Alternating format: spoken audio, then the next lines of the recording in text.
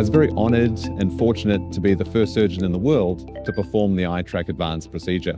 The iTrack Advanced allows you to precisely deliver pressurized viscoelastic to help open the canal, clear the collector channels, and remove debris from the trabecular meshwork.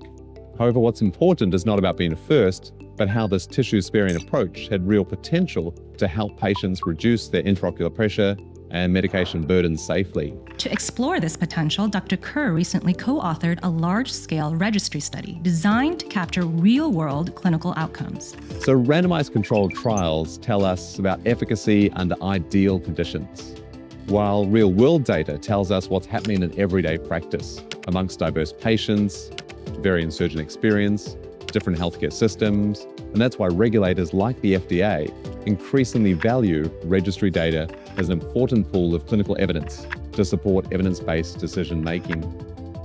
The International Glaucoma Surgery Registry is a global collaboration and the official registry partner of the European Glaucoma Society. It tracks over 30 types of glaucoma procedures across multiple countries, housing data on more than 11,000 operations. We built the iTrack registry with collaborators such as Professor Keith Barton, Dr. David Lubeck, and we're extremely fortunate to have Dr. Ike Ahmed from Canada as a collaborator. Being surgeon-led means we can answer questions that matter clinically, and we can run comparative studies across different procedures to help inform and guide clinical practice decisions. Recently published in the American Journal of Ophthalmology, this is the largest prospective registry study on ab internal canaloplasty to date. The iTrack registry encompasses multiple sites across 5 countries, following 344 eyes for a mean of over 20 months. The patient cohort represents the full spectrum of the disease, with 85% of cases involving primary open-angle glaucoma. Reflecting standard clinical practice, over 92% of these procedures were performed in combination with cataract surgery. The AJO has rigorous peer review, and publication there signals that the methodology, the statistical analysis, and the conclusions meet the highest standards. And it's a testament to all of the investigators involved in the registry.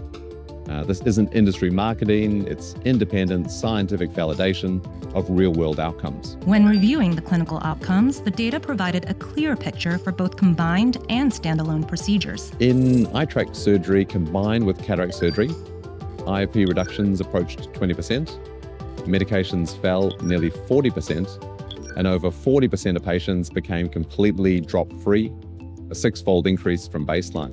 In standalone iTrack cases, IOP dropped nearly a quarter, and medications reduced over 35%, with nearly half of cases becoming medication-free. To look closer at these outcomes, patients were divided based on their baseline IOP.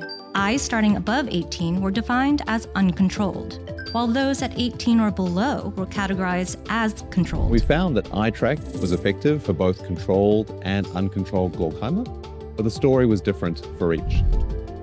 In eyes with uncontrolled glaucoma, the headline is pressure reduction. We saw IOP dropping over 30%. In eyes with controlled glaucoma, the win is medication reduction while maintaining stable pressure.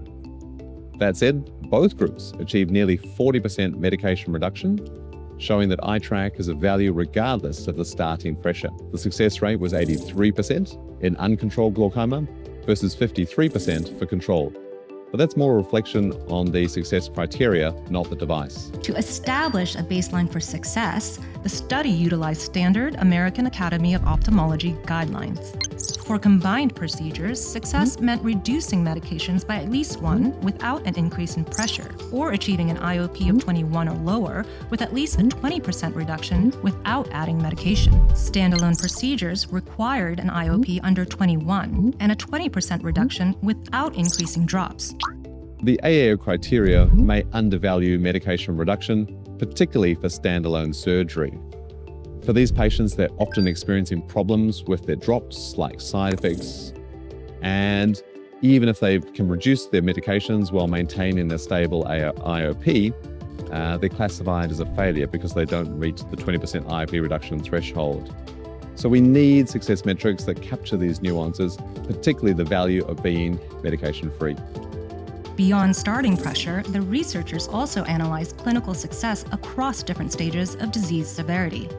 Success was consistent across severities, from over 50% to nearly 65%. All severity subgroups showed significant IOP and medication reductions, and this supports canaloplasty not just for early disease, but as an option even in advanced cases to delay more invasive surgery. Turning to the safety profile, the study reported 0 sight-threatening complications related to canaloplasty. Adverse events occurred in 2.3% of eyes, with minor hyphema being the most common. Decimet's membrane detachment occurred in just 0.3% of cases, leaving 98% of patients entirely free of adverse events. Safety is the hallmark of all MIGS, but canaloplasty stands out. It's purely tissue sparing, there's no cutting, no removal of tissue, no implants. And because it's so benign and works with the patient's physiology, it's becoming the preferred first-line MIGS procedure by an increasing number of surgeons around the world.